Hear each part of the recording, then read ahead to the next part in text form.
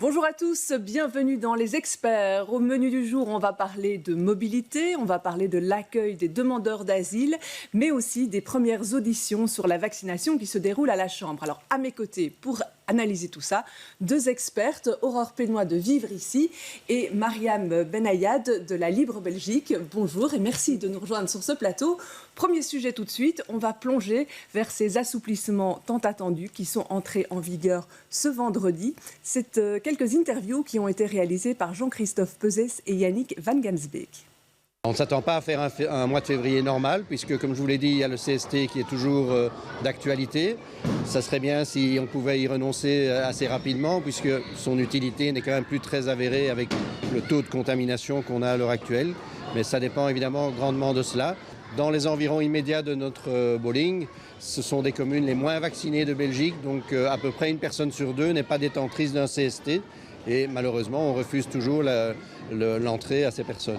On s'attend quand même à avoir quand même une baisse de fréquentation dû au fait qu'il y a beaucoup de cas contacts en forme de cas positifs en ce moment et donc de gens qui ne peuvent pas venir, qui sont isolés pendant quelques jours. Beaucoup de cas contacts également, donc on s'attend à ce qu'il y ait une baisse de fréquentation. On sent aussi que les team building ne sont pas repartis à 100%.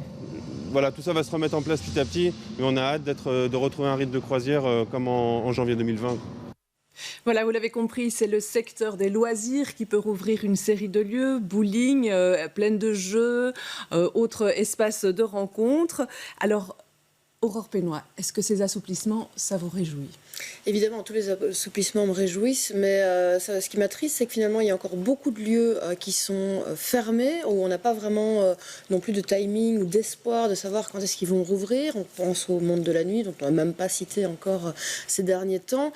Je voyais ce baromètre. Il y a quelque chose qui, moi, m'attriste beaucoup dans ce baromètre, c'est que le vert, alors ça a l'air un peu ridicule dit comme ça, le vert n'est pas là, mais on a l'impression en fait que le gouvernement n'a même pas d'espoir. Pas d'espoir que tout redevienne rapidement comme avant. Donc voilà, je suis contente pour tous ces gens, pour tous ces secteurs, mais j'aimerais que ça aille beaucoup plus vite aussi. Oui, parce que s'il y a des assouplissements depuis vendredi, il y a aussi l'entrée en vigueur de ce fameux baromètre avec 3 couleurs, rouge, orange, jaune. Un baromètre donc qui est toujours au rouge. Aujourd'hui, voilà. Malgré les assouplissements, c'est un petit peu le côté paradoxal de la chose. On a le critère des fameux soins intensifs dont on parlait depuis longtemps. En fait, on est passé sous la barre des 500, mais pour les autres critères qui sont dans ce baromètre, on est toujours au-dessus, ce qui explique qu'on soit toujours en rouge. Alors, Mariam Benayad, vous en pensez quoi de ce baromètre ? Alors le baromètre, c'est une bonne chose quand on a envie d'une gestion avec beaucoup plus de transparence vis-à-vis des citoyens qui sont dans l'attente de ces mesures et de voir ce qu'on ferme, ce qu'on ouvre, ou ce qui est un peu entre les deux. En termes de transparence et de clarté, c'est pas encore gagné. En même temps, je vais être un peu celle qui défend cette gestion de crise. C'est pas évident. On dit maintenant effectivement que le baromètre, on est dans le rouge. Effectivement, les chiffres au niveau des soins intensifs, ça diminue, mais le virus circule toujours. Et donc, on est toujours en pandémie, même si on espère que ça va aller, on va vers un mieux. Je pense, voilà, ce baromètre est censé apporter un peu plus de clarté, ce n'est pas le cas.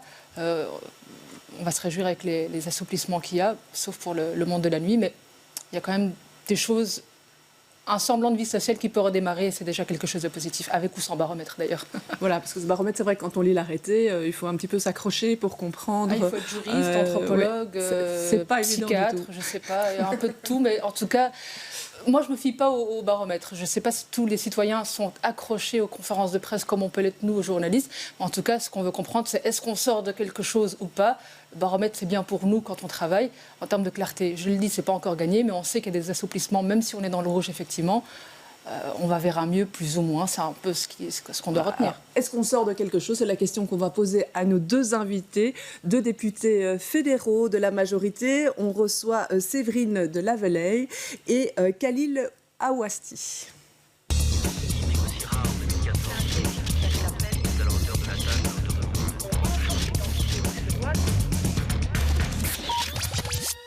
Bienvenue à tous les deux sur ce plateau. Alors, on a cet allègement des mesures qui est en œuvre depuis vendredi, dont on parlait. On constate quand même un relâchement collectif. Et par ailleurs, il y a quand même toujours cette circulation du virus qui est assez forte. Il suffit de regarder autour de soi le nombre de personnes qui sont contaminées. la question qu'on se pose, c'est est-ce qu'il va falloir accélérer la sortie, la fin de ce Covid Safety Ticket? C'est la question qui était posée par une des personnes dans le reportage qu'on a vu tout à l'heure. Qui veut répondre? Oui, je pense que... D'abord, merci pour l'invitation. Déjà, je pense que c'est important de le souligner.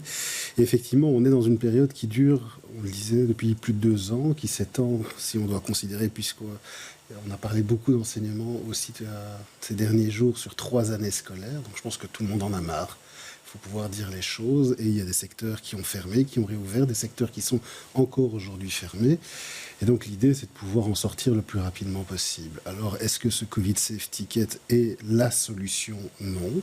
Ça fait partie, c'est un des outils pour essayer d'endiguer, qui a été mis en place pour essayer d'endiguer finalement le développement de cette épidémie et de faire en sorte qu'un maximum de secteurs restent ouverts. On a décidé, le gouvernement a décidé de mettre en place un baromètre qui a été reçu et accueilli de manière satisfaisante par certains secteurs, insatisfaisante par d'autres.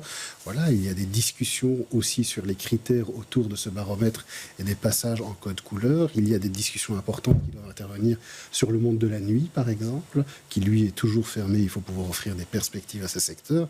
Et donc il y a effectivement encore beaucoup de travail, beaucoup de pain sur la planche pour pouvoir en revenir à une vie normale. Il y a, jeudi soir, la Catalogne annonçait qu'elle renonçait au pass sanitaire. C'est quelque chose qui pourrait arriver en Belgique prochainement, ça, ou c'est trop tôt?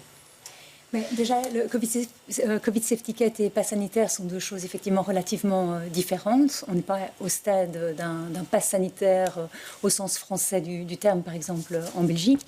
Ça fait partie des grosses discussions qui sont pour l'instant en cours à la Chambre des représentants. La réflexion est conjointe entre l'obligation vaccinale et un pass sanitaire. Donc, c'est des choses qui doivent être... C'est vraiment des débats fondamentaux en termes de gestion de la crise et de respect de nos libertés individuelles. Et c'est pour ça que ce débat est très ouvert à la Chambre pour l'instant et dont on doit vraiment accompagner le mieux qu'on peut le gouvernement dans ses prises de décision pour une sortie de crise la plus rapide possible. Et n'en doutons pas une seconde, personne dans le gouvernement et en tout cas personne dans le Parlement n'a intérêt à faire durer cette crise plus longtemps que nécessaire. Quand on entendait Frank Van den Broek, le ministre de la Santé, qui plaidait finalement pour que les enfants qui soient des contacts à haut risque, donc qui étaient en contact avec une personne contaminée de manière très proche, retournent à l'école. Là, on est quand même dans un changement de ton, parce que de sa part, on entendait beaucoup de précautions, de mise en garde par le passé. Comment est-ce qu'on analyse ça ? Moi, je trouve ça un peu surprenant. Je comprends les approches pour les écoles, parce que c'est important, vous le disiez, ça fait longtemps que ces enfants n'ont finalement pas eu une vie scolaire normale. Mais je trouve encore cette histoire d'illogisme de 2 poids, 2 mesures. On se retrouve avec des classes, avec des enfants, avec des profs qui sont des vecteurs de virus. Et à côté de ça, on dit à d'autres secteurs, ah, écoutez, non, on vous met des jauges, on vous met du pourcentage. Je ne suis pas ces secteurs, mais je comprends une frustration et je me dis c'est inaudible et on sent aussi que la population n'a plus non plus envie de suivre ces mesures, on ne s'y retrouve plus. Vous le disiez d'entrée de jeu, il faut presque un bac plus 25 pour suivre les dernières mesures, pour savoir ce qu'on peut faire, ce qu'on ne peut pas faire, avec qui, sur quel nombre, à quelle heure. Et sans oublier que les 3/4 des gens arrêtent aussi de s'informer puisqu'il y a cette espèce de dégoût d'entendre parler tout le temps du Covid. Donc voilà, je trouve que ça manque, malgré l'apparente clarté du baromètre, ça manque de clarté. Je ne sais pas quand on l'aura finalement. Après 2 ans, ça commence à faire un petit peu long. Les professeurs, on en parlait, ils sont inquiets, eux. Les professeurs et les syndicats qui dénonçaient un petit peu ces quarantaines qui changent, je ne vais pas dire au jour le jour, mais c'est un peu presque le cas dans les écoles. Après, encore une fois, je comprends qu'il y a une certaine complexité à gérer la gestion, des mesures très difficiles à prendre. Les syndicats dénoncent cette gestion. Ils ont peur d'être des variables d'ajustement. Il faut pouvoir l'entendre, de la part des politiques en tout cas. Moi, ce qui me fait peur, et M. Awastil le disait tout à l'heure, c'est l'impact sur la pédagogie finalement. Parce que ces 3 années scolaires, extrêmement chahutées, à se demander, cette génération Covid qui va en sortir, qu'est-ce que ça va être finalement?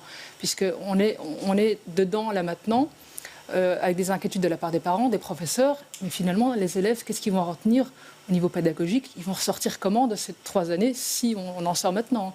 C'est peut-être la question à se poser. Des baromètres, des quarantaines, des mesures par-ci par-là. Quand on sera sorti, qu'est-ce qu'on aura comme produit fini? J'ai envie de le dire comme ça. Et ça, c'est une inquiétude partagée par beaucoup. Et je ne sais pas s'il y a une vraie réponse pour le moment.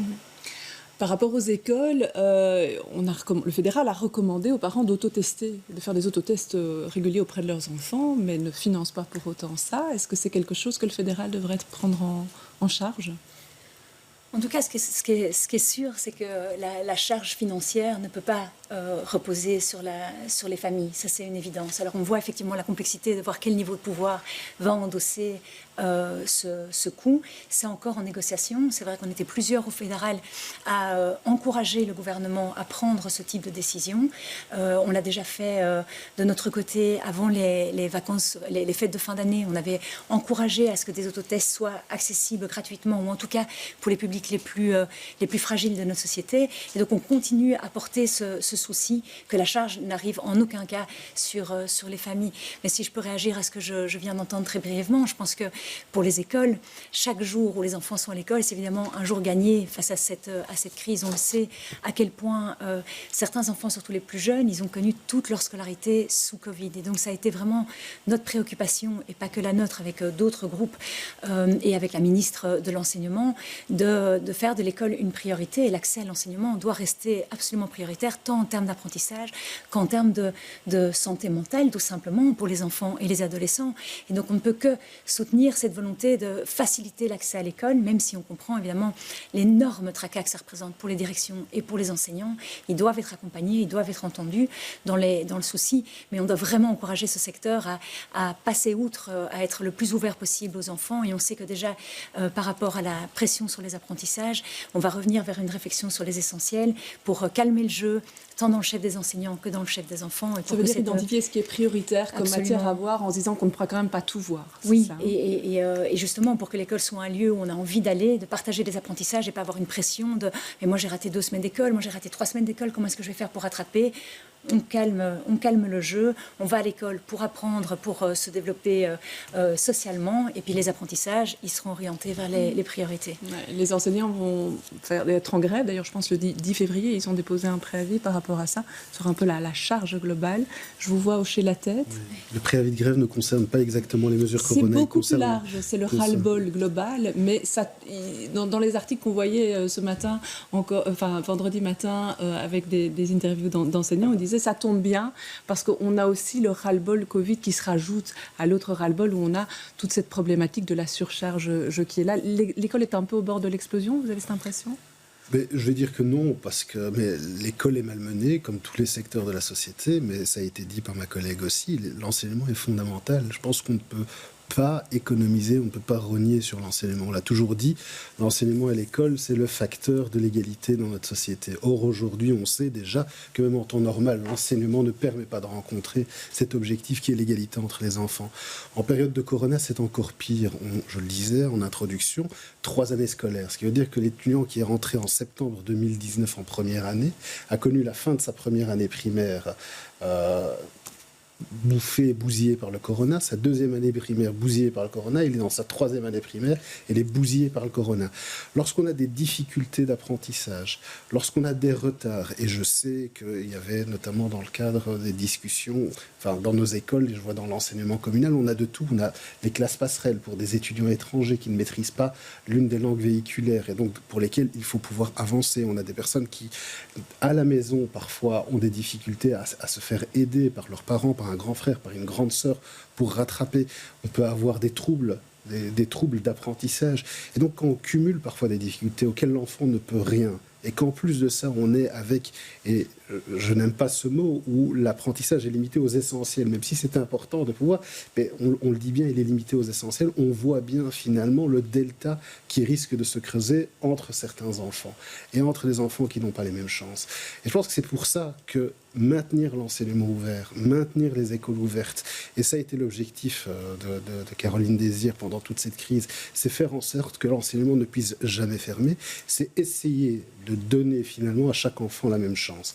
Et ça doit être notre objectif commun. On s'est battu pour ça pendant toute la crise, on va continuer à se battre pour ça, et il y a de l'argent qui va devoir être mobilisé par les pouvoirs publics, qui a déjà été mobilisé par la Fédération Wallonie-Bruxelles, par la région, par les régions, par les communes elles-mêmes, dans tout ce qui est l'accompagnement après-scolaire pour essayer de faire du rattrapage, pour faire en sorte qu'il n'y ait pas de décrochage scolaire dans le chef de toute une partie de notre population scolaire. C'est capital. Parce qu'on ne peut pas ajouter finalement à cette crise sanitaire une crise sociale dans le chef d'enfants qui n'ont demandé rien à personne. Voilà. Si on revient brièvement sur le baromètre qui a été mis en place, il utilise plusieurs critères sanitaires. Pendant toute la pandémie, on nous a beaucoup parlé des soins intensifs. On voit que pour l'instant, les soins intensifs, très lentement, mais se vident quand même progressivement. Il y a quand même là un problème fondamental de personnel dans les hôpitaux pour ces soins-là, au-delà de la problématique de la pandémie. Est-ce qu'on avance au niveau fédéral sur ce sujet ? Sur le sujet du manque de personnel dans les hôpitaux, du manque de...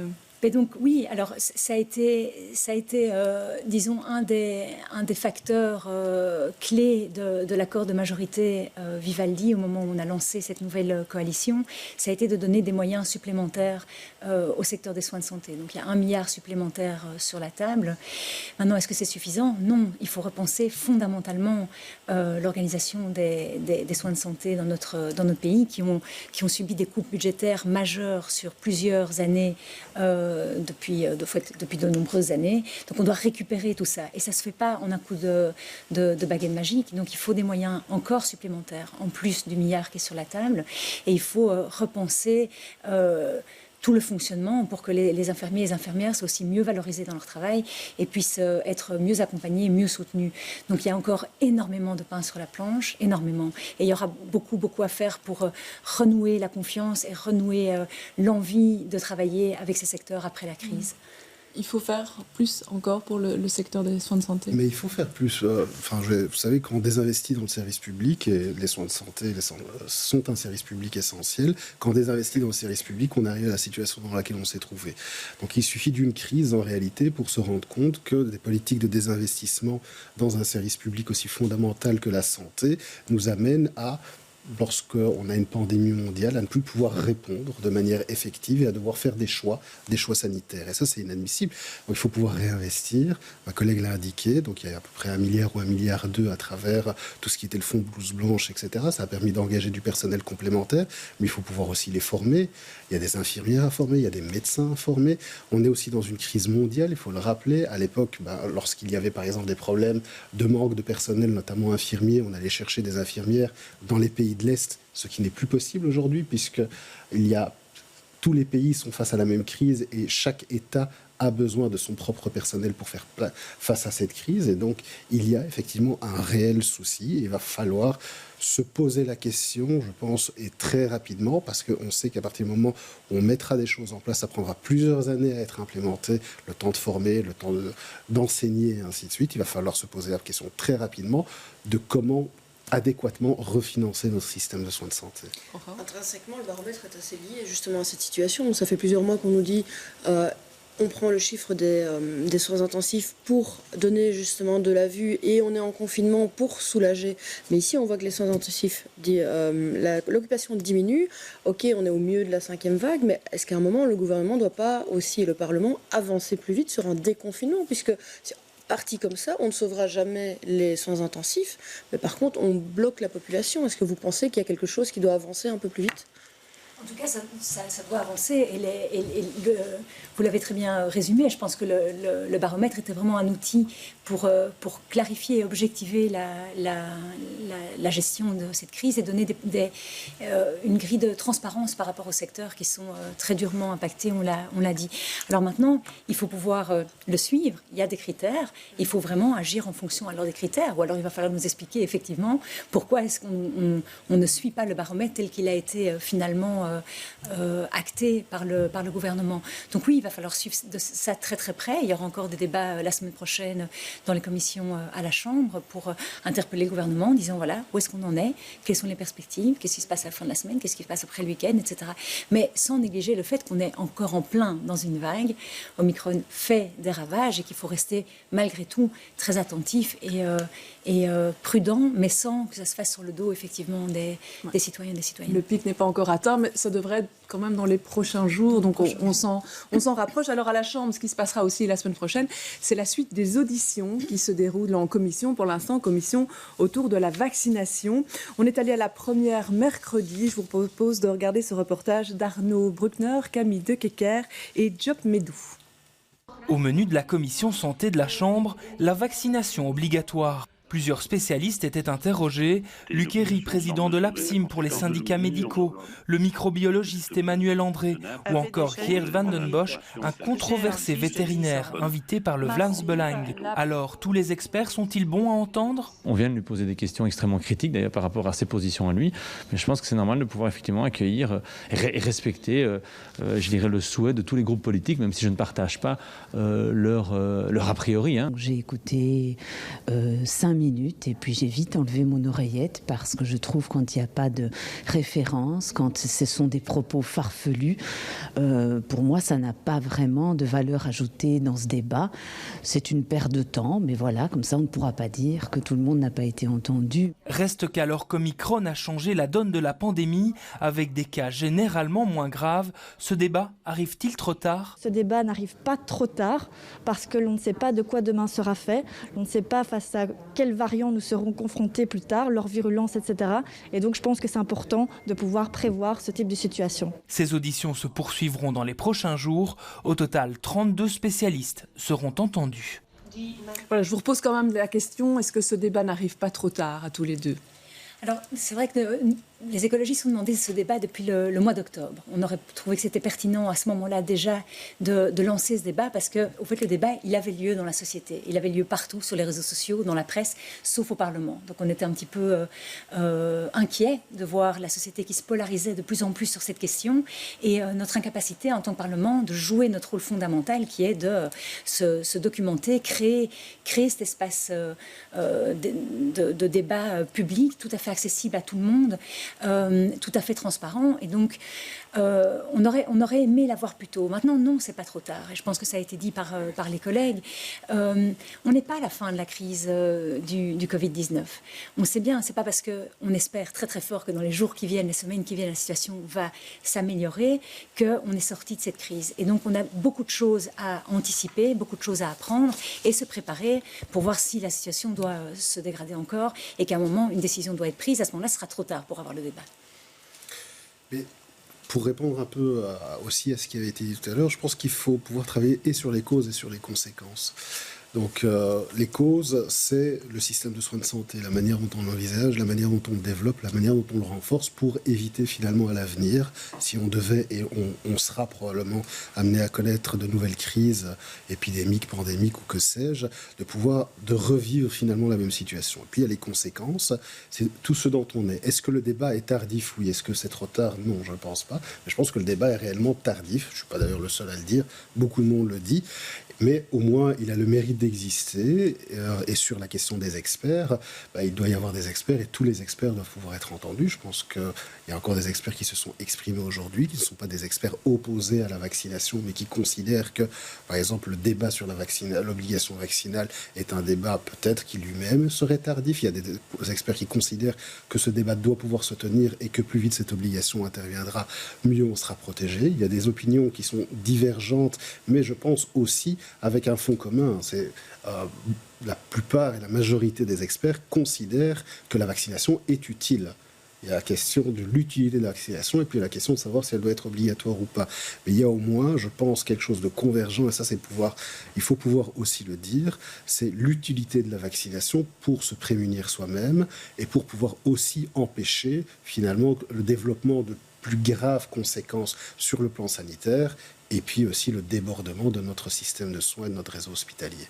Mariam Benayat. Alors moi, je pense que le débat est effectivement tardif. D'abord, il était nécessaire. Il l'est toujours. Mais en tout cas, même si on est effectivement toujours en pleine crise du Covid-19, et même le plus pessimiste pourrait dire qu'on va vers un mieux, même si on n'est pas à l'abri d'un nouveau variant dont je ne sais quelle lettre encore. Mais je pense que pour la vaccination obligatoire concernant le Covid-19, on arrive un peu tard, puisque vous l'avez dit, ce débat existe depuis déjà très longtemps au sein de la société civile, malheureusement sur les réseaux sociaux aussi. Je pense que, j'ai l'impression en tout cas, que le débat arrive au Parlement pour avoir des réponses pour l'après, pour, entre guillemets, d'autres pandémies, même si j'espère qu'il n'y en aura pas, mais on ne va pas se voiler la face, à mon avis, on aura malheureusement d'autres catastrophes sanitaires. Et c'est un peu dommage de discuter maintenant dans un contexte où il y a une perte d'adhésion énorme de la part des citoyens quand on parle de toute une série de mesures.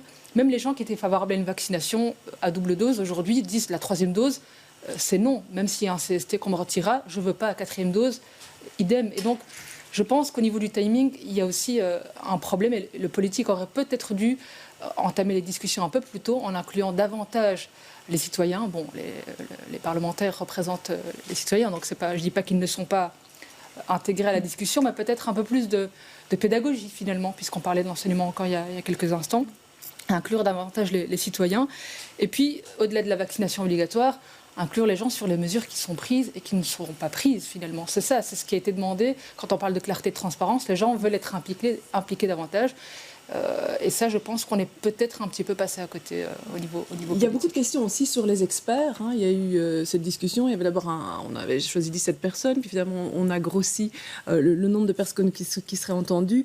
C'est aussi des critiques que nous on entend dans les médias en disant vous prenez toujours les mêmes experts et vous écartez d'office d'autres personnes. Ici on entendait dans le reportage, j'ai enlevé mon oreillette. Est-ce qu'il y a un message là quand même aux citoyens à envoyer par rapport à l'ouverture qu'on peut donner sur les experts qu'on écoute?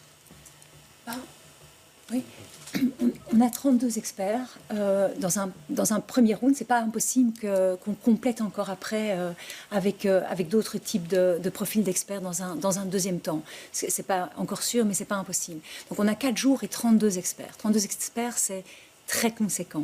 Et cette liste, elle a été construite à partir des propositions des différents groupes politiques qui représentent la Chambre des représentants.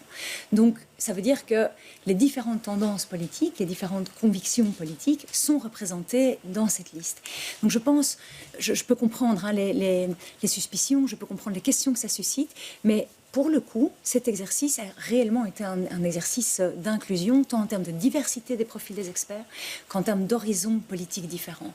Et donc, depuis la droite extrême jusqu'à la gauche extrême, chacun a pu choisir des experts et la liste est représentative de cette diversité. Donc, je pense que cette fois-ci, on pourra vraiment se dire qu'on a eu vraiment des opinions très, très divergentes sur cette question-là.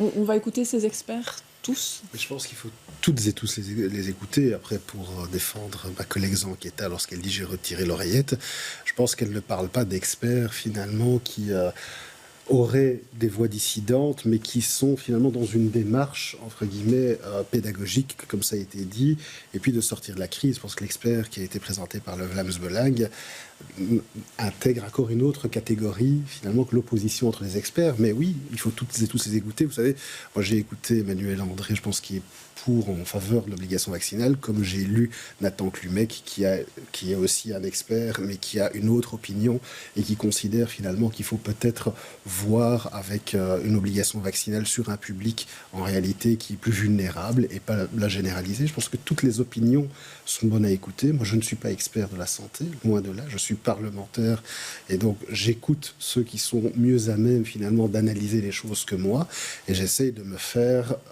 une idée sur la base d'experts honnêtes. Mais je pense qu'il faut... Ce mot-là est important, c'est d'experts honnêtes, c'est-à-dire que moi je suis là pour écouter tout le monde, prendre l'ensemble des avis. Le Parti socialiste a pris une position sur la question de l'obligation vaccinale, mais il y a des débats aujourd'hui, je pense que ces débats doivent pouvoir se poursuivre, et tous les experts qui sont en faveur en réalité d'une sortie de cette crise épidémique et qui ont parfois des opinions divergentes sur la manière dont il faut organiser la sortie, mais à nouveau, je pense qu'ils se rejoignent sur un point, c'est toutes et tous considèrent l'utilité du vaccin comme moyen pour sortir de cette crise. Après, comment l'utiliser, ça c'est une autre question qui est débattue au Parlement et qui devra être décidée ensuite au Parlement, après les avoir entendus. On observe quand même il y a eu la manifestation dimanche dernier, il y en a une encore ce dimanche-ci, une mobilisation quand même citoyenne par rapport à tout ce débat-là. Donc on le disait, le débat est descendu aussi dans la rue. Quand on est en commission comme ça au Parlement, on a ça en tête quelque part? Oui. Oui. On est interpellé directement aussi? Oui, bien sûr. C'est des manifestations avec 50 000 personnes dans les rues de Bruxelles. On ne peut pas... Selon la police, plus selon les organisateurs? Oui, voilà. Alors ça, c'est toujours... Les 5 millions. Oui. C'est un peu comme les chiffres de Cinsano, c'est pas consolidé, vous voyez. Voilà. Disons que dans ce cadre-ci, on a quand même une idée assez claire de plusieurs milliers de personnes. C'est une manifestation significative. N'oublions pas qu'il n'y avait pas que des personnes vivant en Belgique qui étaient. Ça a drainé aussi des manifestants de plusieurs pays européens. Et donc oui, bien sûr, on ne peut pas du tout rester insensible. Ils expriment des vraies questions, des vraies préoccupations par rapport à leur vie, à notre vie en société, à leur capacité à travailler, etc. Donc évidemment, on doit le prendre au sérieux.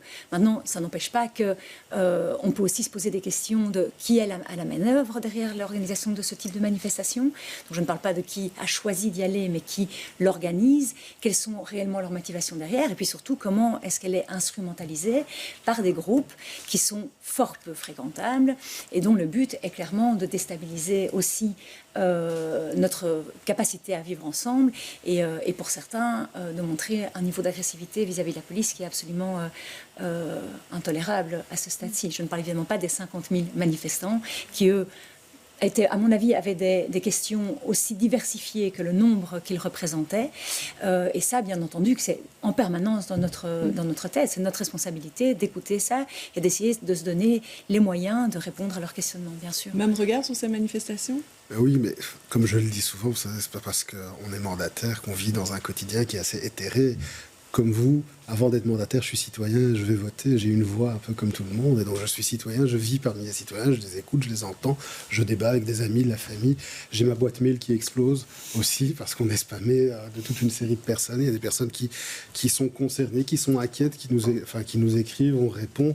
Et donc oui, on vit avec ça. Et donc moi, quand je vois 50 000 personnes qui s'expriment, mais oui, c'est important et c'est un chiffre significatif et il faut pouvoir l'entendre, il faut pouvoir se dire finalement qu'est-ce que représente cette sensibilité-là aussi. Après, cette sensibilité-là, je le dis bien, je ne dis pas les autres, pas ceux qui en marge de la manifestation cassent, pas ceux qui en marge de la manifestation commettent des violences, pas ceux qui...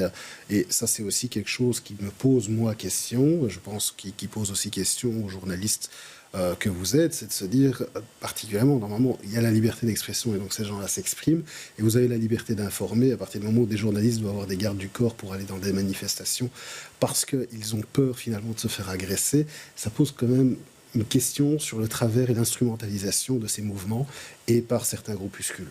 C'est très sincèrement. J'ai l'impression justement peut-être que d'une certaine manière on y prête trop attention, on les entend un petit peu trop, parce que ça reste, que ce soit 50 000, 500 000 sur un pays qui dépasse les 11 millions d'habitants. Est-ce qu'à un moment il n'est pas aussi temps du Parlement de se dire ok, peut-être que c'est un épiphénomène, peut-être un peu trop, mais tant du côté médiatique aussi, mis en avant? Mais je pense que tous les phénomènes doivent être entendus. Très sincèrement, on est en démocratie, donc il n'y a pas d'épiphénomène. Une opinion, quand elle est exprimée valablement, mérite d'être entendue. Peut-être pas d'être partagée, mais mérite en tout cas de s'exprimer, mérite d'être entendue. Donc je ne vais pas parler d'épiphénomène à cela, parce que 50 000 personnes, ça n'est pas rien non plus. Et j'ai envie de dire, même s'il y avait 3 000 manifestants et qu'ils ont un message qui en vaut la peine, on se souvient de toute une série de manifestations qui ont commencé avec peu de monde et puis qui progressivement à travers le temps, et on va parler des marches pour les droits civiques il y a quelques dizaines d'années, où ils ont commencé parfois une vingtaine et ils ont fini plusieurs millions. Donc voilà, donc il n'y a pas d'épiphénomène, il y a des opinions qui s'expriment, toutes les opinions sont bonnes finalement à écouter, peut-être pas à partager, mais à débattre en tout cas, mais par contre il y a des actes qui eux sont intolérables. Oui. Ouais. On va passer à la rubrique suivante, qui est la rubrique « Ça m'énerve, ça me ravit ». Je vous propose 5 propositions. Vous devez chacun en choisir une seule. Alors, on y va. Le premier, c'est le droit à la déconnexion des fonctionnaires. La deuxième, c'est l'annulation du carnaval. Ensuite, l'allègement des factures d'énergie selon la Vivaldi, c'est en discussion. Les sangliers qui sont en balade avenue de Tervuren. Et puis, une loi pour assainir l'autorité de protection des données. Qui se lance en premier ?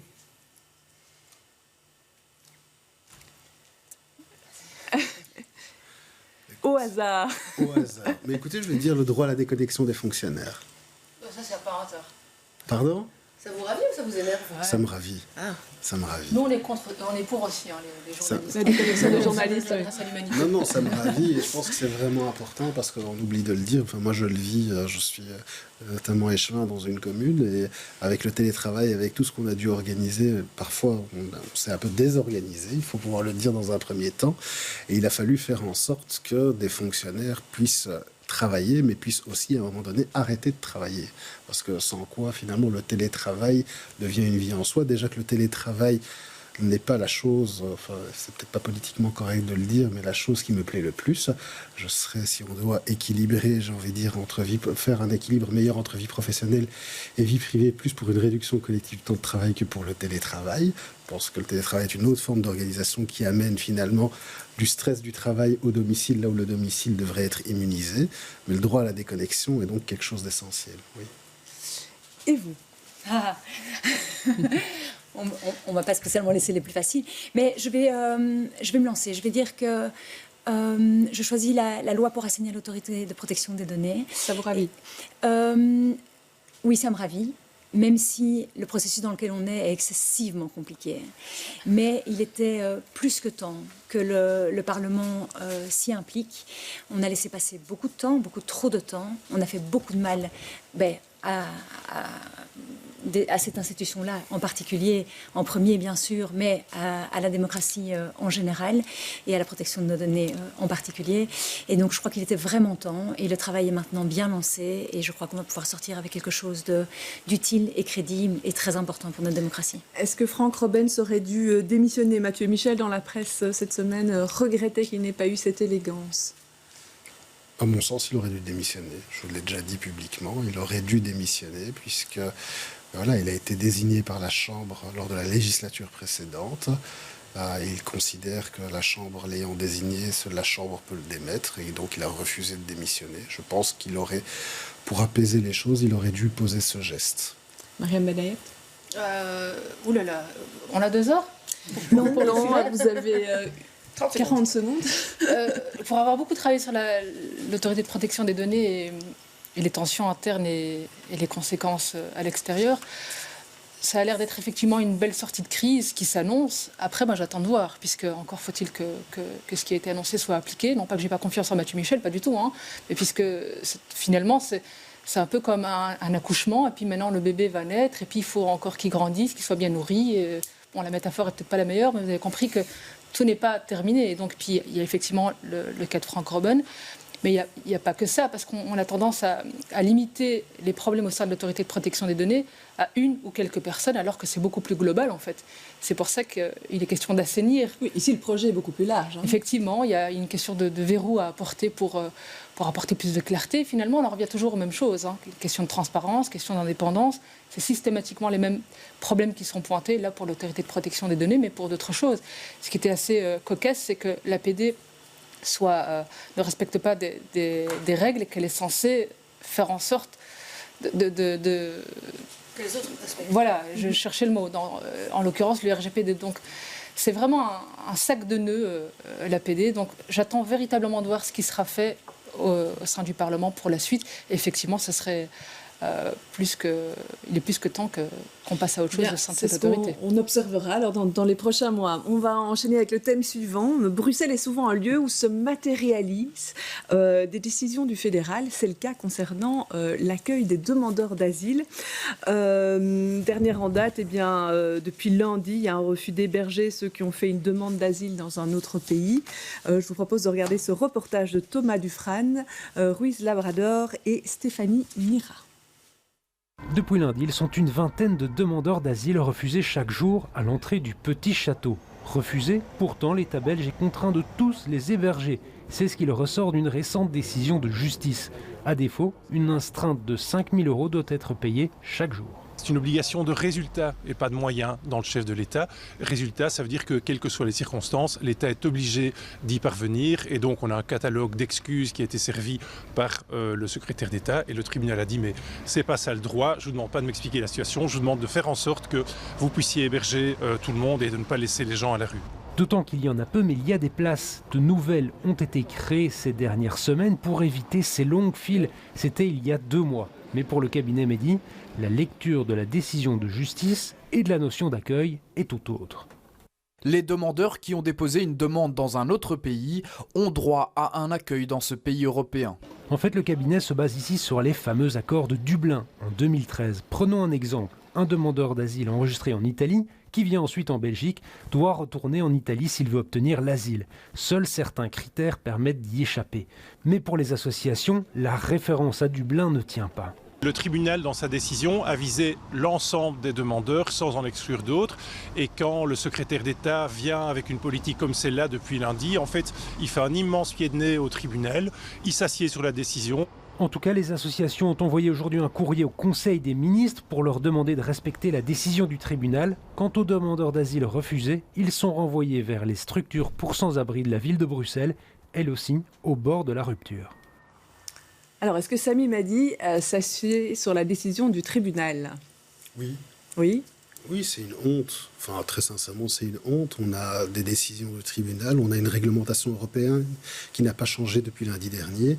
On a des demandeurs d'asile qui sont à la rue. On a pour la première fois depuis 6 ans des mineurs étrangers non accompagnés, donc des mineurs demandeurs d'asile qui sont à la rue. Et donc, c'est la ville de Bruxelles et la région de Bruxelles-Capitale. Et en plus de ça, quand la région met les moyens pour ouvrir un bâtiment pour pouvoir les accueillir, le ministre-président se fait prendre une volée de bois vert et quasiment insulté par le secrétaire d'État. C'est une honte. C'est pas digne d'un État européen. C'est pas digne de nos démocraties. À un moment donné, il y a une réglementation. Les demandeurs d'asile doivent pouvoir être accueillis en Belgique. Ils doivent pouvoir être hébergés dans le réseau d'accueil fait d'asile. S'il y a une logique de suppression de place à un moment donné qui aujourd'hui ne permet plus de remplir finalement et de rencontrer les demandes de demandeurs d'asile aujourd'hui, c'est la responsabilité du secrétaire d'État et c'est lui qui aurait dû planifier une réouverture suffisante de places. Nous avons un centre fait d'asile sur le territoire de ma commune. C'est un peu plus de 200 demandeurs d'asile qui y sont hébergés. Il faut ouvrir des places. Là, c'est le bruxellois qui parle, mais le député de la majorité, qu'est-ce qu'il répond? Le député de la majorité est un député bruxellois de la majorité et ne pense pas autre chose. Je pense qu'à un moment donné, lorsqu'on a des obligations internationales, c'est pas le fait d'être député de la majorité ou bruxellois qui change quelque chose à ces obligations internationales. Et vos partis n'arrivent pas à faire pression pour ce changement de politique? C'est ça ma question.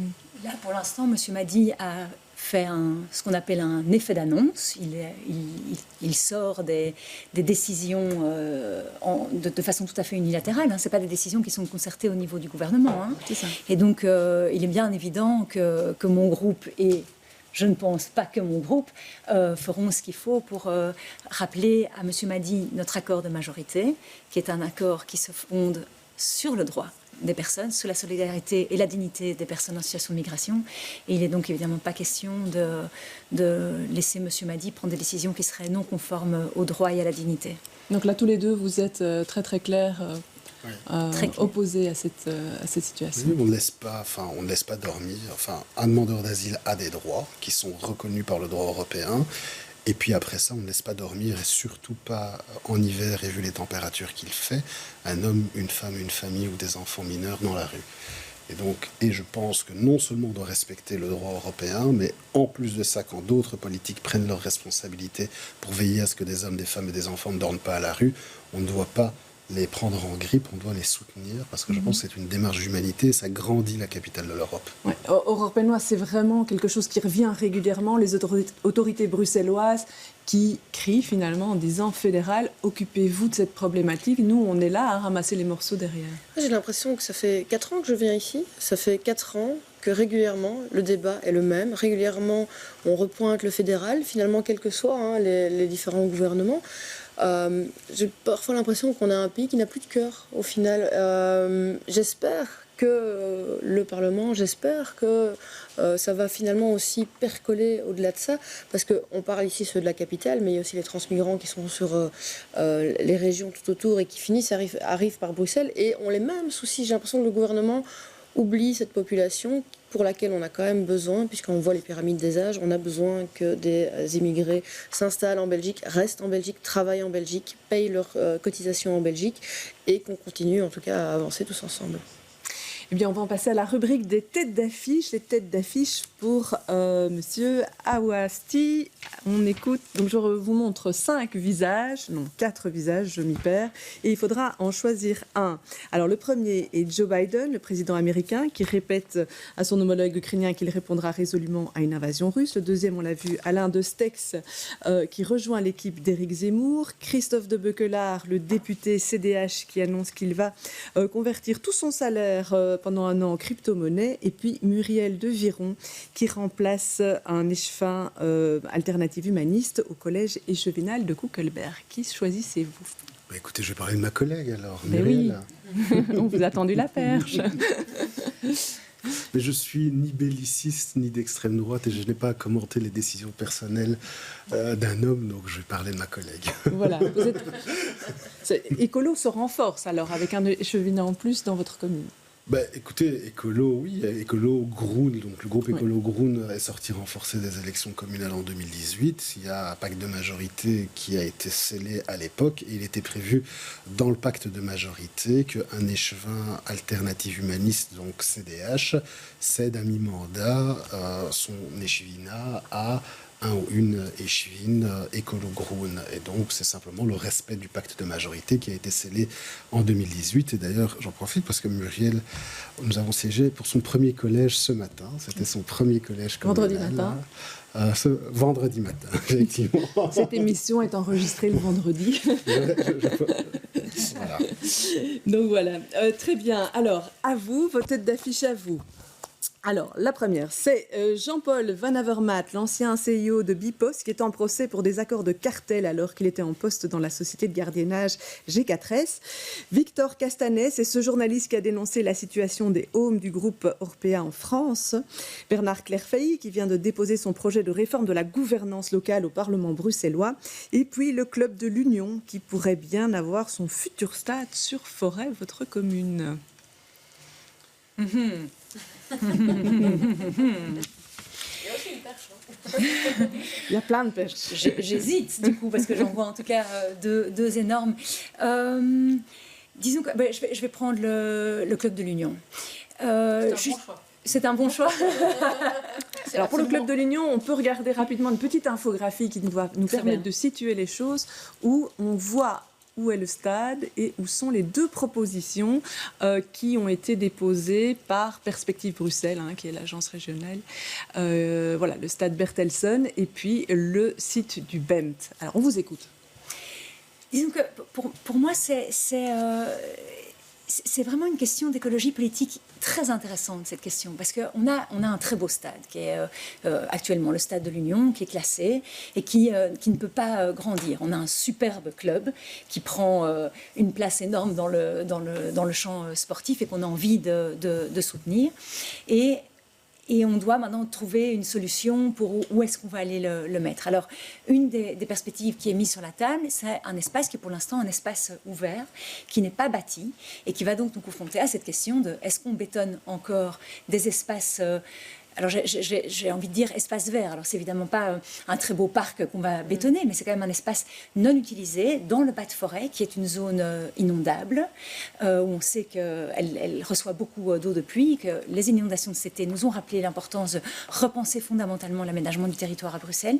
Et donc c'est une question en fait extrêmement intéressante de politique publique, de politique régionale, et pour lesquelles on va vraiment s'assurer qu'on va écouter les riverains, les citoyens forestois, le club, les supporters, essayer de faire ça de façon la plus intelligente et la plus ouverte sur l'avenir possible. Qu'en pensent les supporters ? On va regarder. Peut-être qu'on a Mais moi, si c'est la supportrice qui s'exprime, moi j'attends qu'une chose, c'est que le RWDM monte aussi. Comme ça, on a des vrais beaux derbys bruxellois. Il y en a un ce dimanche. Évidemment, peu importe qui gagne, ce sera l'Union la meilleure. J'ai rien dit. Oui, effectivement, c'est une question d'écologie politique. En même temps, quand il y a je crois que là aussi, il y a un gros débat de fond qui est très intense qui va commencer. Mais parce que les 2 camps auront raison, il faut en même temps permettre à ce club qui grandit d'avoir un peu plus d'espace. Le Marienne est un très beau stade, mais vous l'avez dit, c'est un bâtiment classé, on ne peut pas y toucher. Même si moi j'aime bien y rester, mais le club a cette notoriété que ça ne sera plus possible. l'option choisie semble la moins mauvaise, on va dire ça comme ça. Sinon, je ne vois pas d'autre alternative. On ne va pas quand même aller au stand d'Anderlecht, il ne faut pas exagérer. Ce serait inadmissible. On ne peut pas faire. C'est inadmissible. Donc, je crois que le politique, et là c'est la supportrice qui parle, vous voyez, je fais comme ça, il faut trouver une vraie solution. Je pense que tout le monde a envie de trouver une vraie solution, mais qu'il faut trouver des solutions du 21e siècle et être vraiment dans une perspective de la solution la meilleure, à la fois pour les riverains, pour les joueurs et pour notre espace bruxellois qui est extrêmement dense et qu'on doit préserver aussi. Mais c'est une question qui se pose sur beaucoup de friches, de zones pour l'instant. On voit que ça monte un petit peu au créneau dans beaucoup de communes différentes. Et dans d'autres communes, regardez à Woluwe, c'est pas... Oui, tout à fait. Schaerbeek aussi. Oui. Schaerbeek. Eh bien, Schaerbeek, on va en parler pour toute autre chose. On va en parler pour parler de la mobilité. Cette semaine, Schaerbeek, en fait, a présenté un plan local de mobilité sur 3 quartiers de la commune. Et ce plan, bien, il applique déjà les principes de Good Move. Good Move, c'est le plan régional sur la mobilité. Alors, je vous propose de regarder c'est pas un reportage cette fois-ci, c'est une interview de l'échevin des travaux publics écolos. Ce que je dis au NAFTER, oui, en voiture, les trajets vont être un peu plus compliqués. Vous devrez un tout petit peu faire des détours, parfois des moyens, parfois des grands détours. Parfois des grands détours, si vous voulez simplement traverser. Mais les habitants, les enfants, les transports publics, les personnes âgées n'ont pas besoin de pouvoir subir ce trafic de transit qui n'a aucun intérêt sur des petites voiries de quartier. L'offre de transport public en région bruxelloise n'est pas si mauvaise que ça, au contraire. Par contre, ils ne sont pas assez rapides. Et donc, s'ils ne sont pas assez rapides, c'est parce qu'il n'y a pas assez de place pour eux dans l'espace public. Quand on met la chaussée d'Acte en sens unique, on met donc le tram 92 pour direction centre-ville sur un site propre. Et donc ça, c'est une amélioration considérable de l'offre de transport public. Non pas que c'est une nouvelle ligne, mais c'est une ligne qui va aller bien plus vite qu'avant. Voilà, c'était un extrait de notre nouvelle émission Plus d'actu de Fabrice Grosfilet cette semaine. Aurore Pénois, Schaerbeek, c'est un petit peu le Far West. Non, j'allais dire qu'on y teste des choses. Ils avaient lancé le 30 km/h pour partout avant les autres, avant que ce soit imposé à toute la région. Donc ici, on va essuyer les plâtres de Good Move. Oui, je pense que des plâtres qui vont être humides et qui vont faire beaucoup de mal. Alors, je salue la volonté de prendre soin de la santé des Schaerbeekois, mais je me pose quand même beaucoup de questions et des questions, je me dis, est-ce qu'ils ont aussi eu une réflexion un peu plus globale? Parce qu'effectivement, on vise le trafic de transit. Alors j'ai l'impression qu'ils n'ont pas non plus exactement réfléchi à comment fonctionnent ces applications d'évitement, parce qu'on va éviter une certaine zone, mais ça ne veut pas dire que pour autant, ça ne va pas à nouveau se déporter sur les zones sur les côtés. Deuxième chose, j'invite peut-être les élus schaerbeekois à se balader en journée dans les villes de Schaerbeek pour se rendre compte qu'il n'y a pas que du trafic de transit. C'est à ce moment-là que vous remarquez que les rues d'un coup se vident. Les places de parking sont larges de tous les côtés. Avec le plan Good Move, avec ces décisions, j'ai aussi l'impression que les gens qui sont concernés sur ces zones vont méchamment subir les changements de plan de circulation. Quand vous essayez de vous garer le soir en rentrant à Schaerbeek, et je n'ai même pas de voiture, donc je ne suis pas directement concernée par ces problèmes à essayer de me garer, mais on peut facilement faire l'expérience. Vous allez rentrer dans des boucles qui vont vous faire tourner. Donc les riverains vont commencer eux-mêmes à tourner autour afin de se garer. Je rappelle aussi que Schaerbeek est une commune où quand vous voulez avoir une carte de riverain pour garer cette fameuse voiture qui disparaît l'après-midi puisque les gens sortent avec, ce n'est toujours que 38 €. J'ai l'impression que Schaerbeek oublie que ses propres Schaerbeekois ont de nombreuses voitures et qu'ici, on vise, entre guillemets, les étrangers qui passent à travers la commune, mais qu'on ne fait rien pour, entre guillemets, dissuader les propres Schaerbeekois à avoir leur propre voiture et effectivement, les transports en commun dans cette commune, si vous essayez de faire la place d'Ailly pour aller à la place Collignon, il vous faut à peu près 30 minutes en transport en commun. Or, il y a 2 km 800. L'idée ici, si j'ai bien suivi l'exposé qu'ils avaient fait, c'était notamment de faciliter la mobilité douce, notamment de laisser de la place par exemple pour les trottinettes ou d'accélérer les bus, comme il le disait dans l'interview. C'est toujours un fameux débat, ces questions de place. Il y a peu de place en ville, donc à qui est-ce qu'on donne la priorité? Ici, on est un peu dans un renversement de la charge. Dans vos communes respectives, on en est où au niveau mobilité? Donc nous, on n'est pas. Donc je viens de la commune de Forêt, donc je suis vraiment de l'autre côté par rapport à Schaerbeek. Mais on est dans un processus similaire. On a aussi des mailles qui vont aboutir. On a été aussi sélectionné dans les premières mailles de l'application du plan Good Move sur la région. Et donc on est encore au stade de la consultation des citoyens et des citoyennes pour réfléchir à comment le faire au mieux pour créer ces quartiers apaisés. Mais donc moi j'ai bien écouté ce que vous disiez. Je suis un peu interpellée sur un élément, c'est que vous dites à la fois que c'est pas que du transit, qu'il y a aussi beaucoup de Schaerbécois et de Schaerbécoises qui circulent en voiture et que rien n'est fait pour eux. Moi, je constate, je suis bruxelloise depuis toujours, que l'offre de transport en commun a explosé sur les 15 dernières années. Alors, de nouveau, je n'ai jamais habité Schaerbeek, et je sais que quand j'y vais, parce que j'ai quand même une activité sociale et amicale à Schaerbeek, quand j'y vais, c'est évidemment jamais en voiture, parce que je sais que c'est impossible de circuler dans Schaerbeek en voiture. J'ai des alternatives utiles. Je suis aussi cycliste, ce qui est très difficile à Schaerbeek et pour lequel on attend beaucoup de résultats. Et je pense que c'est ça la vision du collège de Schaerbeek, c'est vraiment de pouvoir en facilitant la qualité de la vie dans les quartiers et en limitant le trafic de transit sur certains gros axes, c'est de faciliter aussi l'usage des transports publics. On le sait, et vous l'avez probablement dit, en tout cas c'est ce que l'Échevin a expliqué, les bus sont excessivement lents dans les transports publics. Ce n'est pas possible, il faut qu'on puisse aller beaucoup plus vite au centre-ville et traverser la ville sans être entravé par les voitures. Ça, je suis tout à fait d'accord avec vous, mais à côté de ça, il n'y a pas d'augmentation des fréquences. Certains bus à Schaerbeek, mais je suis sûre du côté de Forêt c'est pareil, ont une fréquence toutes les 20 minutes. On est la capitale de l'Europe. Si vous avez le malheur d'arriver 1 minute en retard, vous êtes parti pour 20 minutes. C'est même en voiture sans avancer, c'est imbattable. Sans l'expérience de terrain. Oui. Ouais. Alors en termes d'expérience de terrain, c'est vrai que Forêt Schaerbeek, pour prendre l'exemple, si vous essayez de venir en transport en commun, vous êtes arrivé plus vite à Namur. Non, parce que on a le train qu'on oublie souvent, qui nous amène très rapidement en fait à la gare de Schaerbeek. Donc c'est pas si compliqué que ça, mais effectivement, si on veut passer par le centre-ville en bus, ça reste complexe. Ceci étant, les alternatives elles existent. Il y a des nouvelles lignes de bus. Alors de nouveau, je connais mieux Forêt. On a 2 nouvelles lignes de bus qui viennent d'arriver. Voilà, mais par contre, on doit gagner en efficacité sur ces lignes de bus. Et il n'y a rien à faire pour gagner en efficacité sur les transports publics aujourd'hui. Et pour pouvoir augmenter la fréquence, il faut aussi désengorger le nombre de voitures, parce qu'il y a beaucoup d'endroits où on ne pourrait techniquement pas rajouter plus de transport public parce que l'espace public est occupé principalement par la voiture encore. Et c'est ce changement de paradigme qu'il faut accompagner. On se rejoint d'une certaine manière. Il faut aussi viser finalement les gens qui, dans Bruxelles, ont ces voitures. Parce que je trouve que ça devient un peu facile de s'attaquer à tous ces étrangers, quand je dis étrangers, à la région bruxelloise, qui passent effectivement, mais rien n'est fait et rien n'est dissuadif, rien c'est peut-être excessif, mais pour justement qu'il y ait de moins en moins de personnes qui aient leur propre voiture dans ces communes. Voilà, comme les 40 nouveaux kilomètres de pistes cyclables, rien n'est fait. J'ai dit que c'était un peu excessif. Eh bien, on va s'arrêter là, on ne va pas vous mettre d'accord sur ça, on ne saura pas ce qui se passe à Kokelberg parce que c'est la fin de cette émission, je suis désolée. On en reparlera une autre fois. Je vous remercie en tout cas d'être venus sur ce plateau à tous les 4. Voilà, on se retrouve la semaine prochaine pour une nouvelle émission des experts. Passez une excellente fin de week-end et une belle semaine.